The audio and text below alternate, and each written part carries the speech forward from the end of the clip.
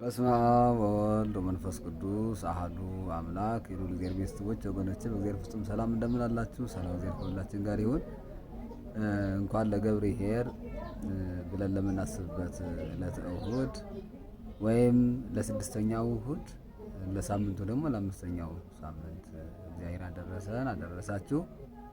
በዚህ ዕለት እግዚአብሔር ቢወድ ቢፈቅድ ኩኑ ከመሄር ላይክ በሚል መነሻ እንማራለን። የቅዱስ ጴጥሮስ መልእክት አንደኛ ምዕራፍ 4 ከቁጥር 10 ማለት ነው። እንግዲህ ይህንን ኃይለ ቃል በቀጥታ የምናገኘው ማቴዎስ ወንጌል ምዕራፍ 25 በዝርዝር ማለት ነው። በማቴዎስ ወንጌል ምዕራፍ 24 ላይ ስለ ምጽአቱ ከተናገረ በኋላ ስለ ምልክቱ ከተናገረ በኋላ እንደገና ስለ ሁለት አገልጋዮች ደግሞ ይናገራል። የመጀመሪያው መልካም አገልጋይ ጌታው በቤት ሁሉ የሚሾመው አገልጋይ ይላል። እሱ ንዑድ ክቡር ነው፣ መልካም ሲሰራ የሚያገኘው ለሰራተኞቹ ለአገልጋዮቹ በየጊዜው በሚገባው ሰዓት ምግባቸውን የሚሰጣቸው ይላል። እንደዚህ ሲያደርግ የሚያገኘው ጌታው ይሄ ባሪያ የተመሰገነ ንዑድ ክቡር ነው። ያኛው ሰነፉ ግን ጌታዬ መምጣትን ይዘገያል ብሎ ምግባቸውን ሳይሰጣቸው ከዘዋሪ ከአዝማሪ ጋር እየበላ እየጨፈረ እነሱንም ሲመታቸው ሲደበድባቸው የቆየ አገልጋይ ግን ጌታው በመጣ ጊዜ መክፈልቱ ወይ ከውን መክፈልቶ ሀሎ ሀቄስነን ብካይ ወሀቄስነን ይላል። በሲኦል ጥርስ ማፋጨት ካለበት ለቅሶ ካለበት ከእነሱ ጋር ድል ፈንታው ጽዋ ተርታው ይሆናል ይላል። እንግዲህ ይህንን ሊቃውንት ቤተክርስቲያን በሚገባ ከቅዱሳኑ ትውፊት ስርዓት ባገኙት መሰረት ሲተረጉሙልን መልካም አገልጋይ የተባለው ጌታዋ በነዋዩ ላይ ጌታ በገንዘቡ ላይ በአገልጋዮቹ ላይ የሾመው የተባለው የመጀመሪያው እንግዲህ ካህን ነው። ካህን በሚገባ ምዕመናንን አስተምሮ ቀጥቶ ቢቆይ እግዚአብሔርን ቢያገለግል ዋጋው እጥፍ ድርብ ይሆናል፣ ዋጋውን ያገኛል። ያኛው ደግሞ ሳያስተምር ወደ መንግስተ ሰማያት ሳይመራ በሚገባ ሳይመክር ሳይዘክር የቆየውን ደግሞ ዋጋ እንደሚያሳጣው ወይ ሰጥቆ የማይከሉ ይላል። ከስልጣኑ እንደሚሽረው ስልጣኑ ምንም እንደማይረባው ሲያሳይ ነው ማለት ነው። ከዚህ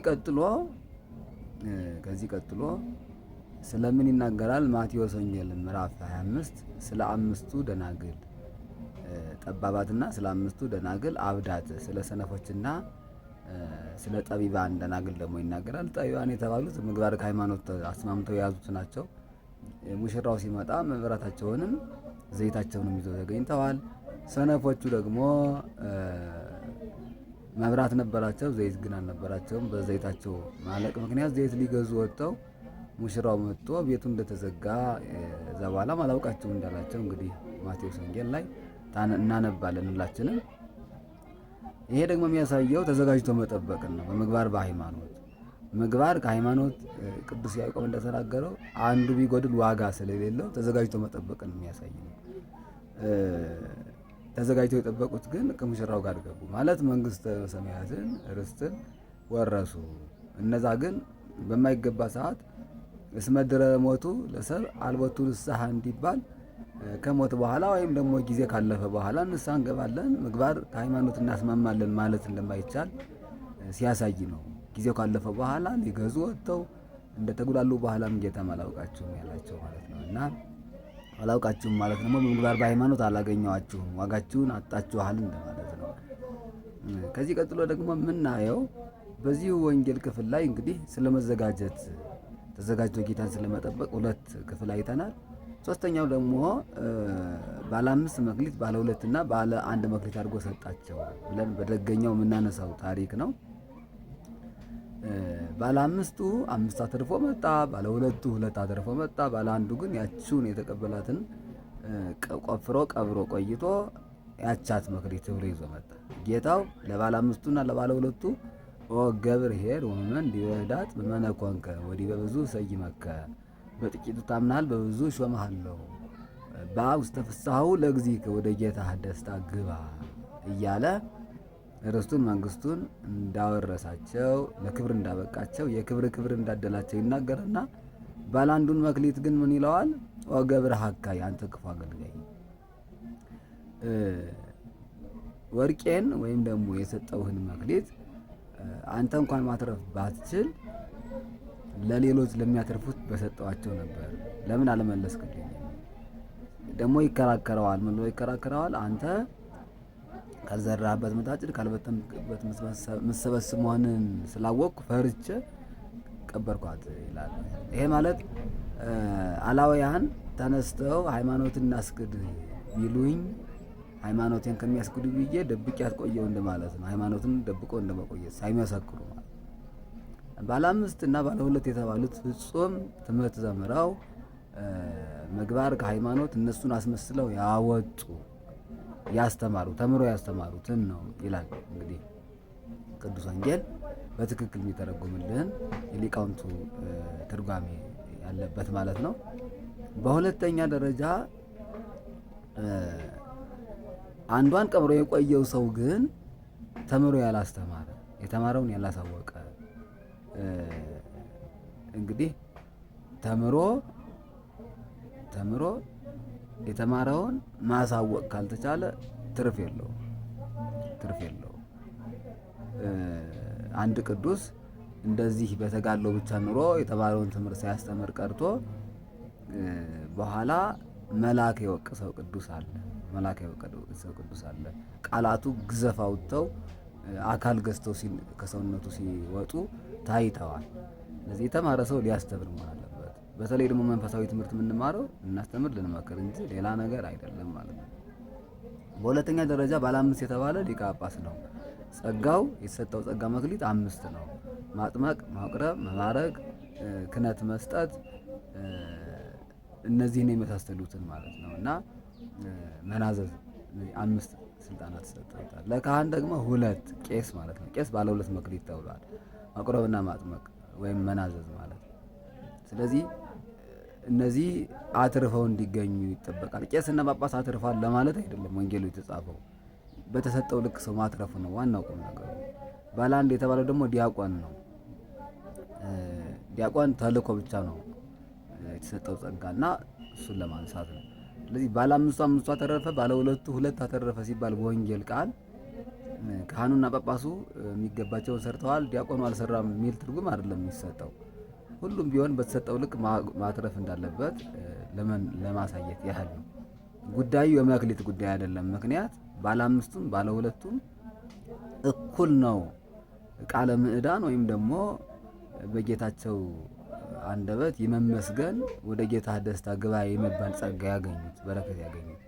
ባለ 5ቱ ከፍ ያለ ባለ 2ቱ ዝቅ ያለ ምስጋና አልተቀበሉም እና የመክሊት ጉዳይ አይደለም፣ በተቀበሉት ማትረፍ ነው ጉዳዩ። በሌላ መልኩ እነዚህን 5ቶቹን ትኩል፣ ተፋቅሮ፣ ትዕግስት፣ ተስፋና አሚን ብለው ሊቃውንት ተረጉሟቸዋል። ባለ 2ቱን አሚንና ተስፋ ብለው ይናገራሉ ማለት ነው።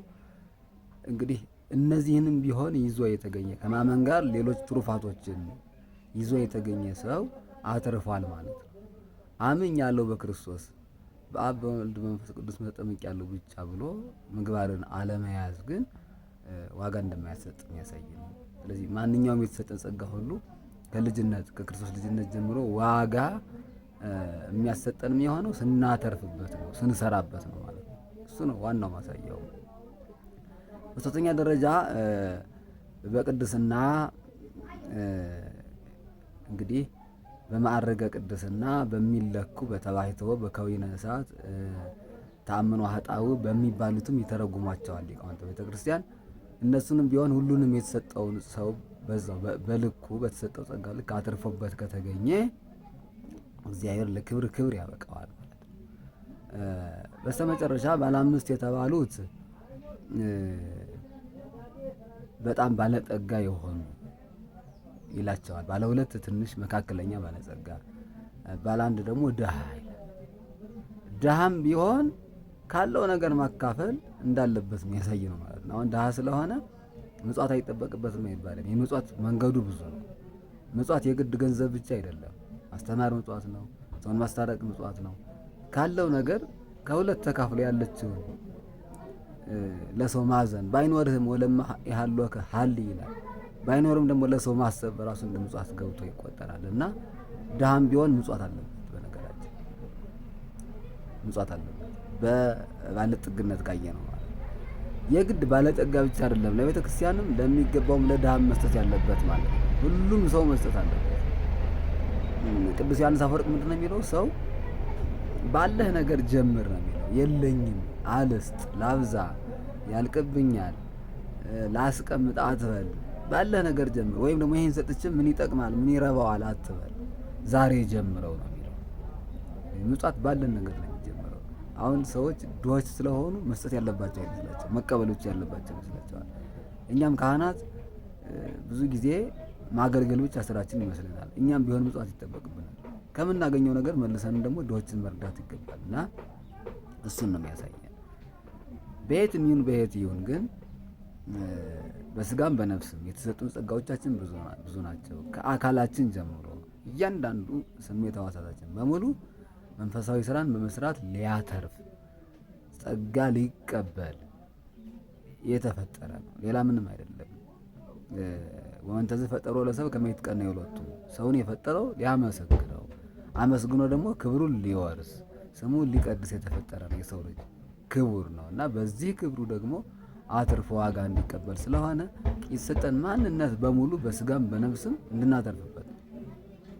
ኦርቶዶክሳውያን ወገኖቼ አሁን የመክሊት ጉዳይ አይደለም። እኔ ባለ ሁለትም ሆንኩ ባለ አንድም ሆንኩ፣ ምእመናንም ደግሞ መክሊት ያልተቀበላችሁ ሆናችሁ ባለ አንድም ሆናችሁ እንደየተረጓጎሙ እንደየአተረጓጎሙ ባለ አንድ የምትሆኑበት ጊዜ አለ፣ ባለ ሁለት የምትሆኑበት ጊዜ አለ። ባለ ጠጋም ስትሆኑ በክህነት ደረጃ ሲሆን ደግሞ ምናልባት ለምእመናን መክሊቱ ላይ ይሰጥ ይችላል። በሌላም መልኩ ቢተረጎም ሊቃውንቱ ቤተክርስቲያን ቢተረጎሙት ደግሞ የተምይዝ ጸጋ የተሰጠው አለ፣ የማስታረቅ ጸጋ የተሰጠው አለ። በጣም ብዙ ሰው የሚያስታረቅ ሰው አለ። ባለ አምስት ልንለው እንችላለን። ጥቂት ሰዎችን የሚያስታርቅ ሰው አለ፣ ጸጋው መካከለኛ የሆነ ባለ ሁለት። ፍጹም ሰውን የማያስታርቅ ሰው ምን አገባኝ የሚል ሰው ደግሞ ይኖራል። ይሄ ሰው ያላተረፈ ሰው ይባላል። በሌላም መልኩ በቅድስና ስራዎች በሙሉ በመንፈሳዊ ስራዎች አገልግሎቶች በሙሉ ባለ አምስት ባለ ሁለት ባለ አንድ እያል ከተሰጠው አንጻር ብንመዝን ጉዳዩ የተሰጠው ጉዳይ አይደለም፣ የማትረፍ የመስራት ጉዳይ ነው ማለት። አሁን አብያተ ክርስቲያናትን የሚያገለግሉ ወንድሞቻችን አሉ። በክህነቱ ዓለም የሌሉ መንፈሳዊ ወንድሞች ከሰንበት ትምህርት ቤት ያሉ መምህራን፣ ልክ እንደ ሊቃውንቱ ቤተክርስቲያን የሚያገለግሉ ወንድሞቻችን አሉ። እነዚህ አሁን መክሊት በክህነት ደረጃ ላይኖራቸው ይችላል፣ ግን በሰጣቸው የማስተማር ጸጋ ግን አስተምረው አትርፈዋል ብዙዎቹ ማለት ነው። ስለዚህ በተሰጠን እግዚአብሔር በሰጠን ልክ በተቀደሰ አዘማመር እግዚአብሔርን አመስግኖ ማትረፍ አለ። በጸሎት የሚበረታ ሰው አለ። ፍጹም ጸሎትን የሚያዘወትር ሰው አለ። እሱ በጸሎት ጉዳይ ከመዘን ነው ባለ አምስት መክሊት ነው ማለት ነው። ስለዚህ በጸሎቱ መበረታት አለበት። እንግዲህ ቅዱስ ጳውሎስም እንደሚለው ማለት ነው በተሰጠው ጸጋ ትንቢት የተሰጠው ትንቢት፣ ማስተማር የተሰጠው ማስተማር፣ ሰው በተሰጠው በዛው ልክ ነው የሚለው። ቅዱስ ጴጥሮስም የሚናገረው እግዚአብሔር በዘዚአሁ ጸጋ ይላል ያስዮ ለኩሉ፣ ለእያንዳንዱ በዛው በሰራው ልክ ይሰጠዋል። ስለዚህ ተልአኩ ከመሄር ላይክ ነው የሚለው። እንደ ቸር አገልጋይ እናንተ ተላላኩ ብቻ በተሰጣችሁ ጸጋ። እግዚአብሔር ሲመጣ ግን እንደሚሰጠው እንደሚገባው ለሁሉ ይሰጣል ይላል እና ስለዚህ በተሰጠን ጸጋ እንድናተርፍበት የሚነግረን የወንጌል ክፍል ነው። ካተረፍን ወደ ልዋኒክሙ አሉ በኩሉ ጊዜ እንዳለን ሐዋርያው ተዘጋጅተን ከጠበቅን ከዚህ ቀጥሎ ያለው የወንጌል ክፍል ደግሞ ይነግረናል ስለ ዓለም ፍርድ። በቃ ጌታ እንደሚመጣ መጀመሪያ ምልክቱን ተናገረ።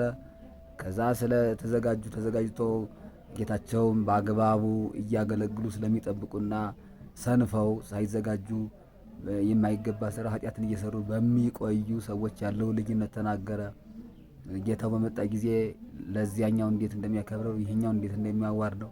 ከዛም ቀጥሎ ደግሞ መክሊት የተሰጣቸውን ተዘጋጅተው የጠበቁ አምስቱን ቆነጃጅቶች ያልተዘጋጁትን አምስቱን ሰነፎች አነሳ። ይሄ ሁሉ ለእግዚአብሔር መንግስት ተዘጋጅቶ ስለመጠበቅ ነው። የነፍስ ጊዜዋ ዛሬ ነው። የምንዘጋጀውም ዛሬ ነው። ነገ የሚባል ነገር የለም። የተሰጠን አካል ከትላንትና በፊት ነበረ፣ ትላንትና ነበረ። ስለዚህ የሰጠን ነገር ሊያተርፍ የሚገባው ዛሬ ነው። እስኪ አስቡት። አሁን በንግዱ ዓለም የምታዩ ከሆነ ዛሬ የገዛሁት እቃ ምናልባት በዛሬ ዋጋ ላይሸጥ ይችላል። መልሼ በገዛሁበት አልሸጠውም፣ አትርፌ ነው የምሸጠው። ስለዚህ እንደ ሁኔታው እንደ ጊዜው ነው።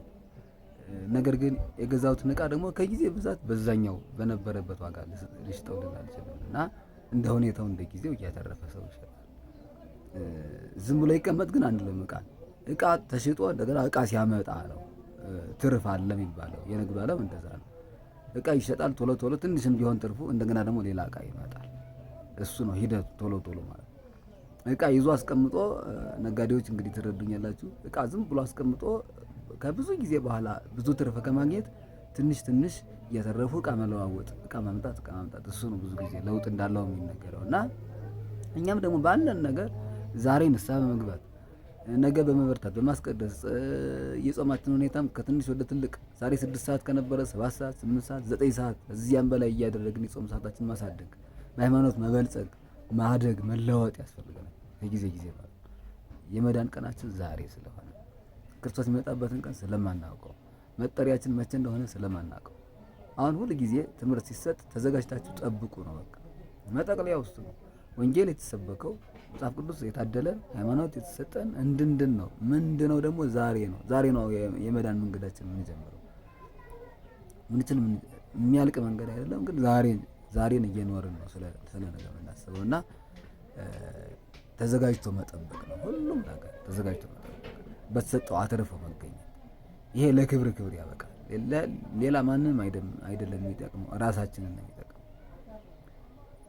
ሰው በሰው እኮ ሲመሰገን ደስ ይላል አይደል? በጌታ አንደበት መመስገን ምንኛ መታደል ነው። በአውስተ ፍስሐሁ ለእግዚእከ ኦ ገብርኄር ወምእመን፣ የታደልክ ቸረኛ ሆይ በትንሹ ታምናሃል በብዙ ሾምሃለሁ ብሎ በጌታ ቃል በፈጠረው አምላክ አንደበት መመስገን ምንኛ መታደል። ድካማችን ይሄ ነው። የተፈጠርንበት ዓላማ ይሄ ነው፣ ሌላ ምንም አይደለም። እና ወገኖቼ ባለችን መክሊት ማነሷ መብዛቱ አይደለም ጉዳዩ። እንዳልኳችሁ ቢያንስም ቢበዛም ባለን ግን አትርፈን እንድንገኝ ልንበረታ ያስፈልገናል። የቅዱሳን አባቶቻችን የነቢያቱ፣ የሐዋርያቱ፣ የጻድቃን፣ የሰማዕታቱ ተጋድሏቸው ሕይወታቸው እንደዚህ ነበረ። እንዲያውም ባለ 5ን ቅዱስ ሙሴ ብሎም ይተረጉመዋል መጽሐፍ። ባለ 2ን ቅዱስ ጴጥሮስ ብሎ ይተረጉመዋል። እንደተሰጣቸው ሀብት መጠን ማለት ነው።